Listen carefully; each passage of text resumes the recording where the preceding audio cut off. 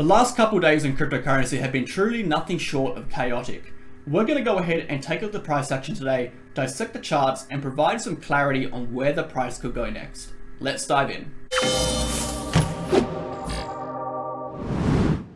Okay, MegaWhale team, welcome back to our channel, guys. I hope you're all having a fantastic day. We're going to go ahead and get into Bitcoin. We're going to be talking about short-term direction, macro direction, short-term price action, and of course, we'll be talking about the broader economy and market. Let's dive in. Now, before we do get into it really quickly, smash the like button, comment down below, and hit the subscribe button if you're not already subscribed. And lastly, join our Telegram channel with the link in the description. This is here for you guys to help you guys understand the market, give you guys daily updates, analysis, charts, information, all of our videos, and so much more in here. You do not want to be missing out on this. So much great content in here to keep you guys up to date with everything that's going on. Let's get into it. So, we'll start off as usual. Total cryptocurrency market cap did actually see a breakdown. We're talking about in yesterday's video, we said we would most likely see a rejection at this point, and shorts are massively more favorable going forward than longs unless this level is reclaimed. And we did see a rejection from that point. We have seen that next daily candle close below it. It looks like we're seeing some sort of downward trend over here starting to develop. We'll discuss that later in the video. But as always, let's get into the data, and then we'll talk about the broader economy, and then we'll dive for the rest of the video into cryptocurrency and Bitcoin. So, Bitcoin monthly returns is a negative 17.6. We like to update every day on this. Yesterday we were around negative 14. Of course, we did push upwards to retest the horizontal now resistance of that descending triangle formation we had on the cryptocurrency market cap, and we have rejected from. So it's natural that the price is going to come down a little bit. We'll see this percentage drop a little bit deeper. Volatility has spiked upwards, of course, around 4.6, and volatility is getting quite high now, guys. We're seeing volatility push past this median range, which is around 4. Obviously, with increased volatility, we see more volume coming into the market. We see more sporadic price action, as you would have noticed if you've been watching Bitcoin in the last 12 hours, or even 24 hours. The short-term movements are quite large now. We're getting like some candles being 2 or 3%. Throwback to 2 weeks ago, we would generally see 2 or 3% over a course of like a few days. We're seeing that now happen over a course of a few hours. So we're seeing a lot more volume, a lot more volatility, and of course with volatility and volume, we have increased velocity and speed of price action. That is quite normal, okay? So it's a trader's heaven right now for scalping. Moving on, liquidations haven't been too bad actually in the last 24 hours. Again, a lot of people are kind of being patient here. They're not really anticipating too much. They're kind of sitting on the sidelines. They're not trading too much, more or less waiting to see what will happen. Will we bottom out, or are we going to continue and go back upwards? And that is what the market is waiting for. That is what people are waiting for. And it's very obvious by the data that is pretty much what is occurring. So the rest of the market, let's take a look. The DXY continues to drop like a rock in the ocean. It is just falling and falling and falling. No signs of stopping anytime soon. But let's go ahead and take a look at this. So obviously we did break downwards from this massive, this is a big rising ascending channel, guys, or a rising ascending wedge, or ascending rising wedge, whatever you want to call it. It's a big one, okay? And we have dropped down out of it, losing that 109 major support level that we're talking about, which was that crossover point between the uptrending support line and of course this horizontal support resistance range.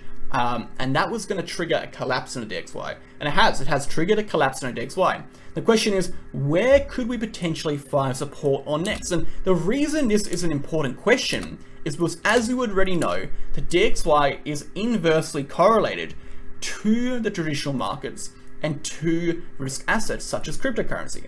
So if we find the DXY find support, we can generally indicate or help us add a piece of information to help us analyze where cryptocurrency could potentially see a further drop, or even the traditional markets see a further drop. So we can use them collectively. So what we're looking at over here, obviously we do see a very key support resistance range at this point over here.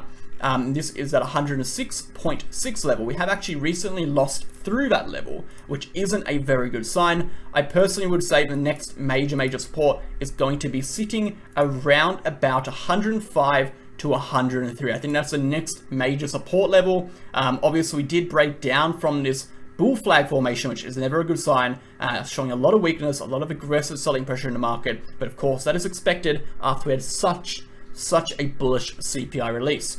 Total cryptocurrency market cap will come back to.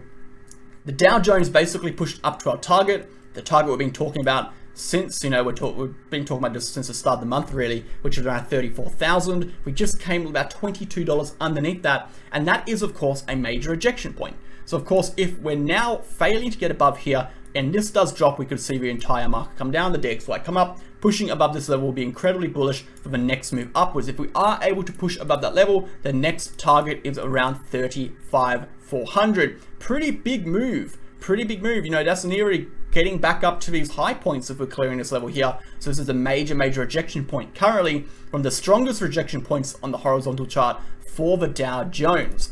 S&P 500 doing amazing work, smashing through, you know, this clear rounded bottom formation, pushing up through this major resistance zone. The next clear target of that would be this downward trending resistance over here, obviously smashing through a short-term downward trending resistance as well, smashing through that horizontal resistance. Overall looking pretty decent, guys. So it is odd to see markets doing well and Bitcoin really getting hammered, but that brings it back to a statement, which is the price action in Bitcoin right now is heavily influenced by what is going on in the cryptocurrency sector. Okay, FTX crashing is massive for it was a massive trigger for that continuation downwards through the bottom. It was a massive trigger for it, and it's also a massive trigger that's what's keeping the price where it is in this range while the rest of the markets go upwards. So a lot of fear in the market. USDT potentially depegging, which it won't, but everyone's panicking that it will. Okay. People are scared now to have their money on exchanges. They don't know what exchange is going to go down next, which most likely no exchange will go down next. Obviously, the FTX crash, there's a lot of panic and fear in the market, and that is causing that price to be, you know, kicked downwards. Anyway, guys, bond yields have crashed basically where we said it would, and of course, the 2-year bonds are going down too. Let's go ahead and dive into Bitcoin. So, what is happening here? And of course, we've been watching our videos yesterday. We said, guys, we would see a drop. We did a video, it was around about this point, over 12 p.m. yesterday. We said we would see a drop down to this horizontal support.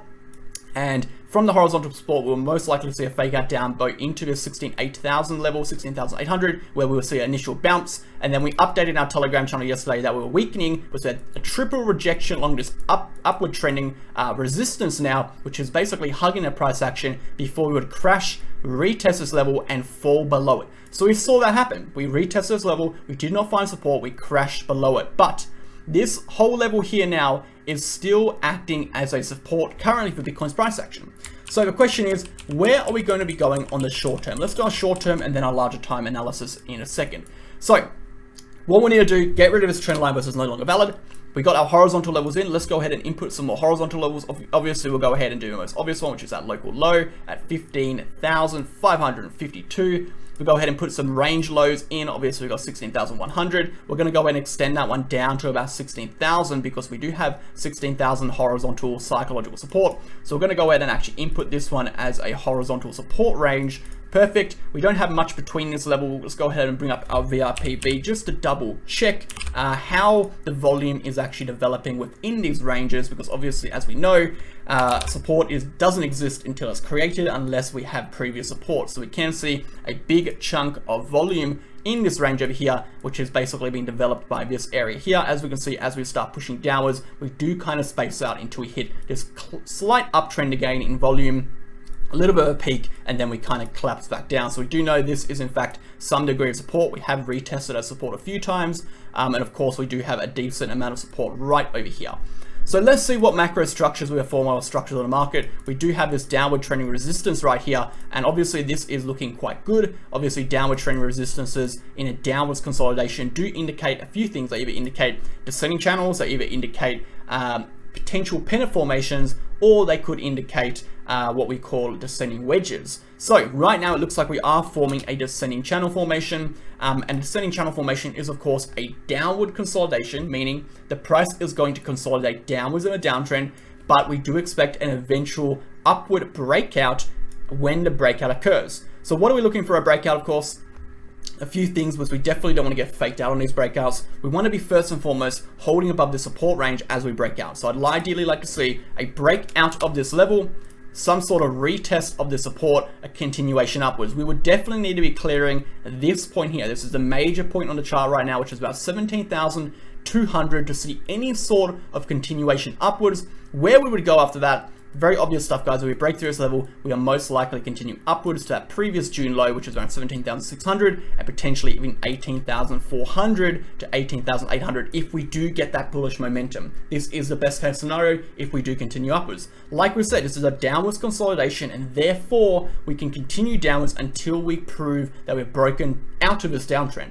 So that being said, guys, on the very short time frame, let's go to a 5-minute chart. We do have some degree of uptrend on this current structure. So we can go ahead and draw this line out over here. We have this uptrending support on the current price action. If we do lose that uptrending support and break below it, we will expect that trend to continue and take us back down into this range. Now, as we already know, guys, if we do flip the chart at that point, if we do break through that range, it is not looking ideal for cryptocurrency on the short term, as we would break through this diagonal, we break through this horizontal, these local high points over here would be flipped and we'd be pushing back up to potentially even go much, much lower. So the triggers on the short term, if you're interested in trading the short term, we'll get to the larger time frame analysis, but for the next 24 hours into our next video, the key levels we're looking at is, of course, this uptrending support line on the small time frame, and as well as this POC line, okay, point of concentration over here, as well as this downward trending resistance on this descending channel. Those are the key points we're looking at for that. Let's do a quick technical analysis and then go to the larger time frame. So of course, we've already looked at the VRPV. We can go ahead and get rid of that. We can get rid of some of these lines over here to make the chart a little bit more clear. That is pretty good. All right, we'll get rid of that. And we'll finally get rid of these ones over here. Let's bring up our RSI. So RSI, of course, measures momentum, speed, velocity of price action. Really, really good at identifying, how strong the trend is, or at what point could the trend potentially gain or lose strength. That's what it's really for. So we're looking at this, okay, downward trending resistance. It looks like on the hourly, we have actually broken to the upside on the RSI, which is indicating momentum has shifted favorable. It's shifted positive before the price action has. Now, what does that indicate? Well, it tells us, and of course it's going to change when we go to 15 minute, you'll see how it changes. It's indicating that we had positive momentum. We have had a minor shift in momentum, meaning we've had this resistance on momentum, we've shifted that resistance to the upside, we're positive, yet the price is still in this downward consolidation. Therefore, it's very likely that with this positive momentum, it's going to enable us to push through this resistance. So therefore, it's looking pretty decent according to the volume, according to the RSI, according to the momentum. Moving averages on the smaller time frame, let's go ahead and take a look. Wait for those ones to load. We can see we're pushing past the 50 on the 15-minute chart. 15-minute chart, not too much of a big concern. It's looking okay. On the 30-minute chart, we do have that 50 EMA crossing at the conjunction point of that downward trend resistance. Again, going to be acting as a key resistance to flip. It could be a very strong resistance zone, a point where we get rejected and continue downwards. Of course, if we do clear that level, we would be pushing upwards. Of course, clearing that 30-minute high on this point here would be a very nice point of interest on the chart. Going to the hourly, we'll see a little bit of a different story, of course, because that 50 EMA was a bit higher up. We can see we haven't quite cleared that again on the hourly. We did try push through over here, but as we already know, guys, this was the retest of the total cryptocurrency market cap, and therefore it was overextension on the price action to get rejected, and we can delete that from our minds as data that is just noise. What we're looking at here is the price has still currently been moving underneath the 50 EMA this entire time. So when we do get that compression and break through, we'll have that shift in the strength of a trend that could potentially lead to an uptrend, provided we have that momentum on our side. It is looking okay. It's looking okay. We're not looking great here. We're still in a downtrend, but it's looking like we're coming to points of potential trend flip. That's what I'm trying to get at over here. We're still in a downtrend. We're still at the risk of going lower, but we're coming close to points of which could result in trend flips to see some sort of short-term uptrend. Now, if we do go upwards, it's not saying our bear market's over. We're not even saying, we're going to go very high, but it's all about, if we do go into an uptrend, what could that develop into? Could that develop into something of significance? And that's the real question. That's why we're interested on the short-term time frame, particularly because we see things develop on a smaller time frame that could potentially lead to things that would eventually develop on a macro time frame. And that is why I love short-term analysis, because it helps us identify things before they occur in the larger time frames, and therefore enables us to understand the markets and get into things faster than the average Joe.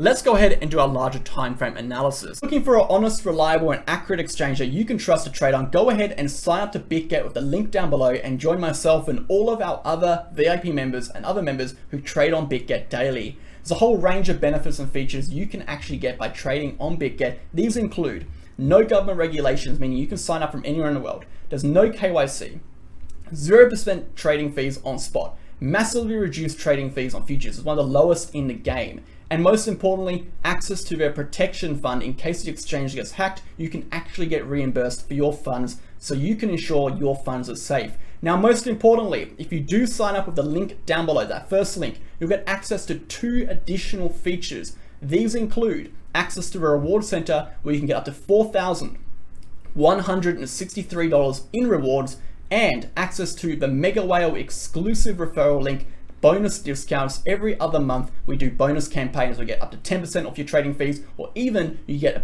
percentage of your trading fees refunded to your account as USDT. Essentially, you get paid to be on the exchange. That's enough, guys. We'll get back into the video. So on the larger time frame, of course, we do see Bitcoin doing a few things. Of course, we have seen that drop down. Let's go ahead and input that low we created over here. Quite an odd place to actually print a low. And we've talked about this already. I'm going to go ahead over it one last time in today's video, which is a VRPV on the larger time frame. And we'll discuss this in a little bit more detail.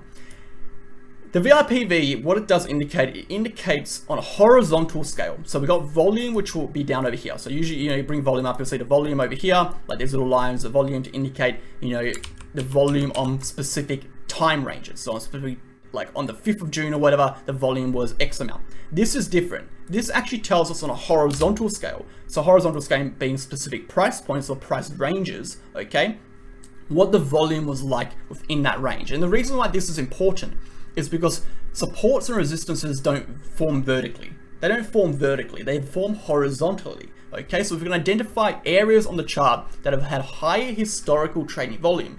Generally with higher volume, there is more trading, and when there's more trading, there's a higher chance we have areas of resistance, okay?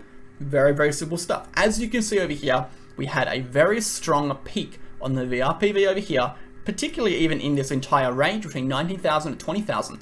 Look how long we stayed in that range. We stayed about 160 days at that support level.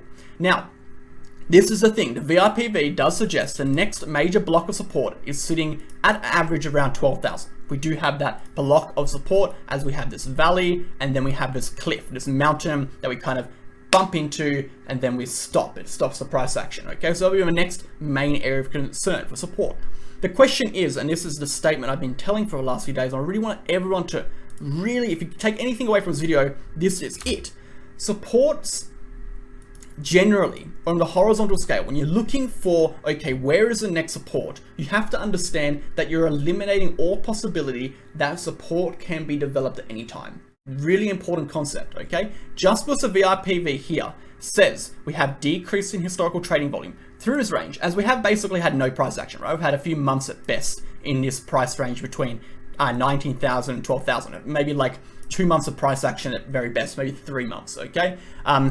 It doesn't mean we're just going to nuke all the way down. We can definitely find and actually develop / create new supports within this range between these 2 price points. And therefore, we have to be aware that just because the VRPV does tell us we could definitely head down here, it doesn't mean we can't create new ranges. It doesn't mean we can't create new supports, new resistances between these price points, okay? Because most supports on a chart here only created when they were created. They don't just pop out of thin air. They get created at a specific time. All right, the price action develops those supports for historical trading volume, and then for the future, those historical levels are supports. But at some point, all support has to be developed and created, and that is important because we have to understand that in these low historical trading volume ranges, this is where we generally create new supports.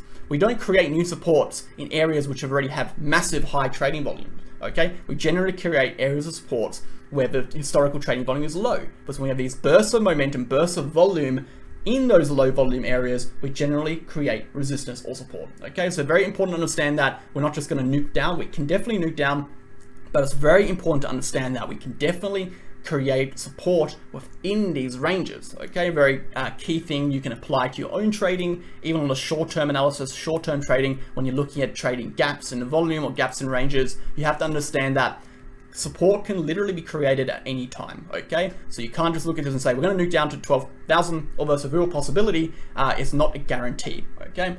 That is it for the larger time frame according to the VRPV. Let's go ahead and look at some larger time frame structures. So if we go down to a 3-day chart, it'll be a little bit easier to draw out some of these structures. We did, of course, have a few trends over here. We had this downward trending resistance, okay? And obviously, this is a really interesting one over here.